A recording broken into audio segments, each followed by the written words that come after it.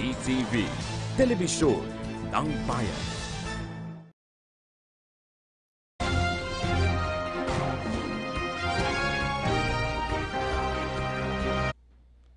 Balikan po natin ang sitwasyon sa lungsod ng Davao kung saan nagaganap po ang launching ng Philippines Chairmanship ng ASEAN at naroon rin po ang PCO Roadshow at nakatakda rin po magsalita si PCO Secretary Martin Andaram. Tunghayan po natin. Na po tayo, not Presidential Task Force on Media Killings. We're not in the business of killing journalists, but to secure them. So we have a short video clip. Task Force on Media Killings. This government does not condone violence and repression of media. That's during the SONA. Pero ako, I believe in freedom of expression. I believe in the free press. I believe in the right to peaceably assemble to air a grievance. But most of all, as a lawyer, my favorite quotation comes from Disraeli. Disraeli was a famous politician during his time. And he would say, always, I may disagree by what you say, but I will defend your right to death to say it. Let me assure you that I decided to form a task force and look into itong mga ganitong patay ng malalim yan. The President signed the Administrative Order number 1, creating the Presidential Task Force on violations of the right to life, liberty, and security of the members of the media.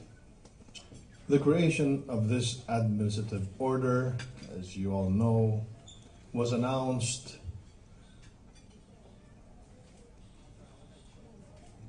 two weeks before the President took his oath, and I announced it in Davao as one of our plans for the PCOO. And when the President took his oath, about 2 weeks after that, we began to draft the administrative order. But then again, nauna yung Freedom of Information Executive Order. The reason why the President wanted this admin order or administrative order number 1 is because he cares for you, for us. And he believes in the freedom of the press. So that's it. Palakpakan po natin sa Secretary Andaram. He is the only press secretary, no, na nagbigay sa atin yan. And I think the first in the world ito, yung task force na ito. Alright. So, general context po, no? The media, armed with the freedom of information, no, as a tool, is the government's key and indispensable partner against all forms of corruption and abuse. It is our duty to protect them. The task force. Okay. Of course, we have to qualify those who we consider to be media workers, no. Yung pong pagbuo ng ating operational guidelines, just to give you a bird's eye view, yung guidelines po natin, hindi purely government ang gumawa nito, but fully nag-cooperate po ang KBP, National Press Club, NUJP, ang PAPI, ang PPI, at ang CMFR. Hanggang mabuo itong definition na to, we arrived at this definition ng media workers under Administrative Order number 1. So, sino po ang media workers na covered natin? So, media workers shall refer to those who are legitimately engaged in media practice, directly or indirectly, whether as a principal occupation or not, including but not limited to reporters, anchor persons, or commentators, no? Columnists, cameramen, photographers in print, internet, radio, and television. Basically, covered lahat. Okay, so there are three most important questions that the task force must address. Number one, where do we stand now? Where do we want to go? Number two. And of course, number three, how do we intend to do it? So, what's the status of media killings ba right now? Where we stand now, no? As we speak. Number one, we're still among the most dangerous places in the world for journalists. SWS surveys show the negative 50% rating on government's handling of the Maguindanao massacre case. Isa yan. So empirical proof siya talaga napabayaan. Negative 50 po. Maguindanao massacre lang yun. Next. Fact number two, the previous administrations were highly criticized for paying lip service to this humiliating phenomenon. Fact number three, the task forces that were previously formed were never proactive and were perceived to have lacked dedication and political will to put a stop to or end the problem. Ito yung mga Task Force 211, Task Force AO35, Task Force USIC for INSA, pero kakampi po natin ng USIC, no? So, napakasipag ng USIC ngayon. However, they come in after the fact, post facto. Number four, there's distrust between government and families of victims, especially in cases where the perpetrators were government officials or other state agents. Ito yung natawag nating Great Divide, makes it even more difficult to seek the families' full cooperation. Unlike right now, when Ver Maganes was shot, immediately nagpunta po tayo doon, sinabi na niya sa akin lahat. He confided to me kung ano yung sino inaakala niya suspect dito. So ganun, like before, takot ang victims ang family, ganun din. So, the uglier truth, itong problema. So, ilan na ba talaga ang pinatay mula 1986? And we're using here data provided by various media watchdogs. Not only government data. Because government data only began, the government began listing down the victims in 2001. Kasi manageable daw. So, kaya may malaking discrepancy. But we decided to use media watchdogs data para since 1986 siya. Walang maiiwan ng mga kapatid natin sa hanap buhay na pinaslang. So, number of journalists killed since 1986, 174. We're still verifying yung kay Larike. Yung sa Catanduanes. Number two, number of journalists killed under President Aquino, well, 34. Number of journalists killed since 1992. Ito, Committee to Protect Journalists data po ito, no? 134. Ito na yung after the term of Cory Aquino, supposedly 6 years after the restoration of democracy, 134 ang pinatay. Name of latest victim, si Alex Balcoba pa ito, was my friend. I had known Alex Balcoba for very long, especially when I was president of the National Press Club. Bisita natin lagi yan. But right now, once na ma-verify natin kay Larike, well, he would be the latest victim. Okay. Okay, per data from the CPJ, again, the following are observed on cases since 1992. Yan, beats covered by victims. 43% involves corruption. 61% politics. B, a suspected source of fire. Ito yung mga assailants. Aray, 65% government. C, impunity in murder cases. 91% complete impunity. Ito yung talagang parang ginawa kay Esperat. Pinasok pa, nag-good evening pa yung gunman. Good evening, ma'am. Good evening. Tapos siya binaril. Next, job. 25% of the victims were broadcast reporter. 36% columnist and commentator, no? 29% print. Alright. Tapos, medium use, yung medium, ang 52% print, 52% radio. Huwag niyo pong i-add yung 52 plus 52 para maging 104. No? So, ano lang ito, share kasi ito. May print na nagre-radio din. May radio na nagsusulat din sa print. Para hindi pa kayo confuse. 52% sa kanila. Alright. Gender, 91% male. So, where do we want to go? Or the task force's mission is, well, to formulate an effective roadmap through concerted efforts of government and private agencies, groups, entities, or individuals towards ending all forms of violence against media workers, which are an affront to the practice of press freedom, and achieve justice and closure in all cases of media killings. So, while the left hand is trying to solve previous cases, no, and assure justice and closure, the right hand is protecting the living.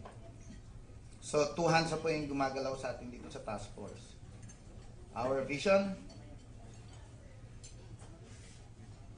to expunge the environment of fear that has long gripped the practice of press freedom in the country and provide a safe and secure working condition for all media workers who must be free from threats of harm, intimidation, harassment, and any and all forms of violence. In fact, marami po sa natulungan natin nito nung nabuo na po yung task force.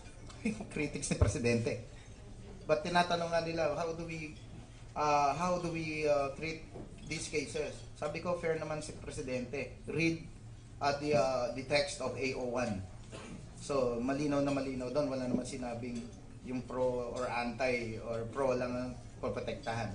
So, ganun po tayo ka-fair. Okay, old versus new. Yung old task force on AO35, this included media killings at saka yung other victims of so-called EJKs, no? Summary killings, extrajudicial killings, etc. So, sa old task force, they are purely government, no? And yung trabaho nila not exclusive to media killings.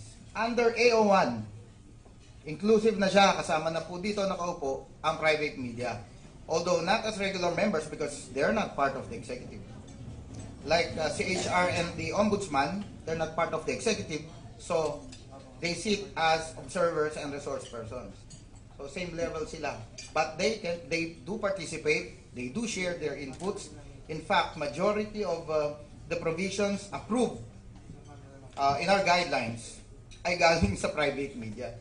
Nakikiusap lang ako doon sa mga kasama po natin sa gobyerno, PNP, NBI, DOJ, tanggapin na natin dito. Dahil ito talaga ang gusto namin. Binigay naman po ng task force. So, nagkita-kita na doon. So, yung old ay purely, reactive and highly technical. They only came in after the fact or when someone is killed. Pag may namatay na, tsaka lang dumadating. Tapos magrarally na kami, kung matatandaan ninyo, no? Ibang grupo. Ganun po nangyayari. Pagtapos na, tsaka lang dumadating. Sa AO1, we are mandated, no, to proactively and prospectively map out plans to prevent future media killings. Malaki po yung trabaho. But, kasi, sabi nga, we cannot stop a determined killer, no? To do his job. Talagang kahit tulog ka, kahit 10 ang kasama mo, pag-determined siya, ganon. However, we map out plans on how to prevent those things, no? The old was bureaucratic, centralized ang structure. Sila lang talaga nasusunod. Example po yan, I was a member of AO35. Pinaupo lang kami doon. Kala namin pagsasalitain kami. Hindi pala. Kinig ka lang. Ito ginagawa ng gobyerno, makinig ka lang, kinig lang kayo, at kompleto naman kami. So when we started asking questions, talagang mali-mali yung mga pinipresent na data.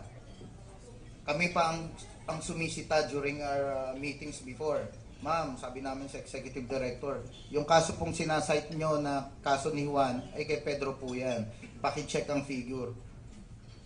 Si Secretary De Lima naman that time, oo lang ng oo. Nung pala, she was being fed the wrong info. Tapos nabi namin kay Secretary, that time, ma'am, mali lahat yung ni-report sa inyo. Oo nga. No? So anyway, so bureaucratic sila, centralized. Tayo po ngayon, dynamic. Ang structure natin goes down to provincial councils. Meron tayong PTFOMs, task force na national, and then for each and every province po, nasa guidelines po natin, makikreate sila ng local council, ng task force ko. Ano composition sa taas, ganun din sa baba. To be headed by the provincial prosecutor, assisted by the PNP provincial director. Andyan ang mga media groups na nasa lugar po, no? So everything goes down the line. So mabilis, no? Ano pa ang sa all highly selective does not act on cases that are classified as not work related, no? Tayo po before ang hirap bago nila pasukin, ka-classify muna nila work related or not bago pumasok. Sa atin po baligtad. We presume all cases, no? Presumption natin ay work related so we can come in. Pasok muna agad. Wala munang tanong kung ito ba'y out of jealousy, love triangle, utang, personal. No. Pagka ang namatay o sinaktan ay media worker, we automatically come in. So, yun po instruction sa atin, ating mga boss. No? Ngayon, kung hindi siya work-related, we pull out, we leave the case to the local investigators. So, just the same, may nagawa yung task force. Okay, so where do we want to go? Okay, short-term objectives. Actually, nagagawa na po natin yan, reconstitute and consolidate all previous efforts. Ito na po yan aimed at addressing the problem of media killings, including the formulation of legal, legislative, or economic measures toward this end. Number 2, ensure both justice and closure. Yes, to previous cases. Number 3, provide effective security cover for media workers. Ginagawa na po natin yan. Ilan na pong makasama natin ngayon na provide na natin ng security. Number 4, eliminate and or deter threats of impunity. Yes. Number 5, promote a feeling of comfort and safety among media workers in the day-to-day performance of their duties. And number 6, in the case of the Maguindanao massacre, reverse the negative 50% rating by SWS with regard to government efforts in handling the case. Dadaanan po natin mamaya yan. Long-term objectives. Ensure that no more media worker will be harmed, maimed, or killed in the future. Remove the tag of the Philippines as among the most dangerous places for journalists in the world. In fact, ang gusto po natin ay maging safest tayo. No? Dapat tayo maging safest kasi tayo may task force on media security. But mahaba pa naman ang oras. Number 3, institute effective tools in ensuring the safest practice of journalism in the country by local or foreign media workers. So how do we intend to do it? Okay, as a matter of policy, katulad sinabi ko kanina, all incidents po in the future it shall be presumed as work related. Okay. Ano po yung 10-point proactive tasks? Ito yung mga kasama sa ating operational guidelines. Yung creation ng councils sa lahat ng 81 provinces, situational awareness ng mga kung sino ang mga media doon sa lugar, sino ang mga threatened, sino ang nagdidelikado. So bibigyan po nila tayo ng list niyan. Organization councils, okay. And they will be required to submit their strategic plans to us, no? Yung each local council, magbibigay po sila ng strat plans on how they intend to protect journalists in their area. Okay, so monthly monitoring, what else? Designation of district, city, or municipal police chiefs as task force point person. So ganun po kabilis yun. Pag may nangyari, antimano, tatawagan natin agad yung local police chief. Hindi niya pwedeng sabihin, hindi niya alam ang nangyayari. And meron po tayong one strike policy sa mga papalpak, not only sa police but any member of the task force sa local level. And ito pa isang mahalaga, we are mandated also, we are allowed to come up with a watch list. Kung halimbawa, na-threaten ka, sinabi mo sa akin, ito nagte-threat sa akin, pwede ko po siyang i-red flag. I can inform him, the task force can inform him confidentially na, oh boss, ikaw ang ano dito, ikaw ang sinasabi, so wag mo na ituloy balak mo. However, kung makonsummate yung crime at napatay yung ano, hindi na siya sasabihan. Automatic, investigahan na siya. Okay? Wrap up na natin. Ano na ba? Alright. What we have done so far? Okay, so na-approve na po natin ang ating operational guidelines. We have submitted to the Office of the President an inventory of all cases that we're going to handle. Okay.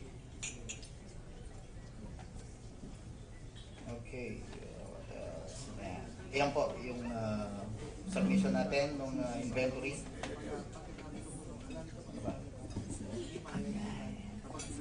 Okay, so we're creating various investigation task teams, no?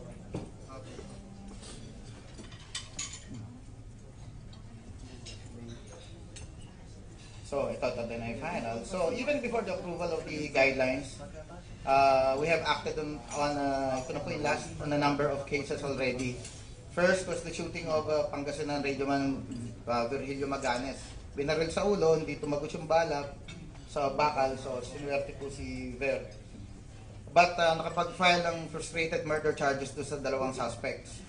However, yung contact allegedly sa mastermind, pinatay po week after. So yung threats against RMN Anchor Lourdes Escaros, ngayon po may security na siya. Ano to? Ba't tumagot siya? Anyway, so yun po yung mga hawak natin. May attempt sa live ni Manila Times correspondent Jaime Aquino. Ito yung umattend lang, no?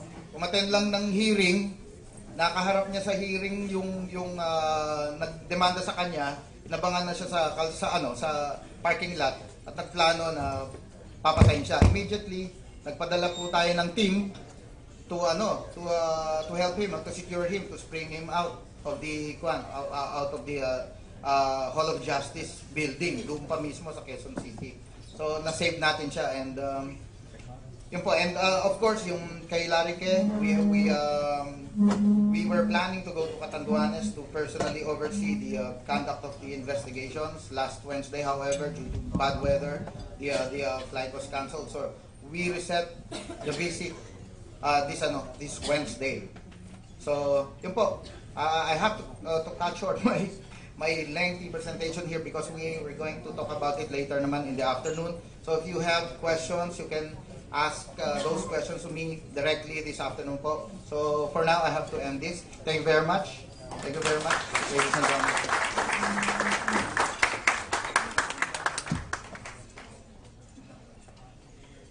Thank you, Sir Eko.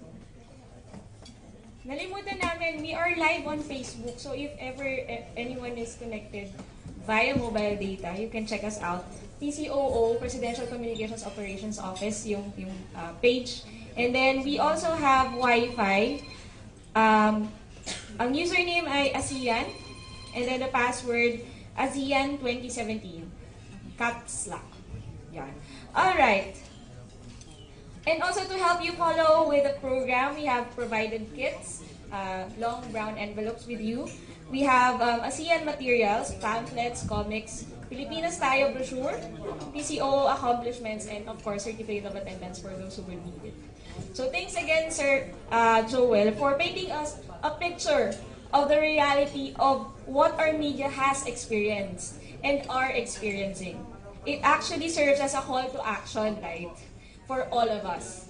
With the establishment of the PPFOMs, we do hope and wish that these stories will just remain stories for the books. And that's it. Not an ongoing narrative. So if you have questions for ED-ECO, you may raise them later during the breakout sessions. Tangential to media, our next session will be about the plans and programs of the Kapisanan ng mga broadcaster ng Pilipinas. KBP represents the interests of the broadcast media in advancing the cause of a free and responsible broadcast media and helping its members maintain a relevant role in the Philippine society in the 21st century. To tell us more, about KBP and its upcoming plans and programs. Let's all welcome Mr. Roy Johnson.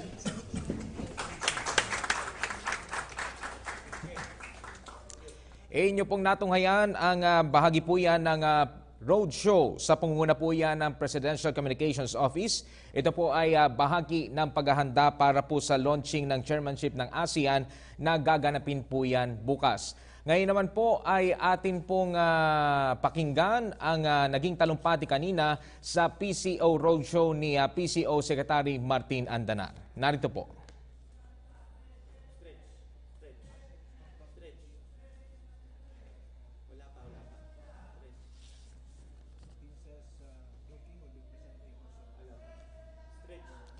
Okay, kanina nga po ay nagkaroon alas 9:30 ng umaga ng simulan nga po yung PCO Roadshow. Katulad nga po ng sinabi po namin kanina, ang PCO Roadshow po ay paghahanda po yan para po sa gaganapin pong chairmanship ng ASEAN bukas po yan. Ito'y kung saan i-welcome po natin ang mga leaders ng ASEAN.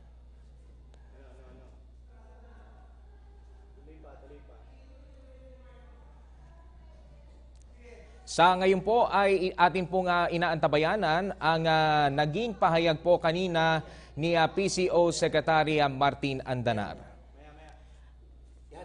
Okay, ang pahayag ni PCO Secretary Martin Andanar ay ihahatid po namin sa inyo maya-maya. Antabayanan po, dito lamang po sa PTV.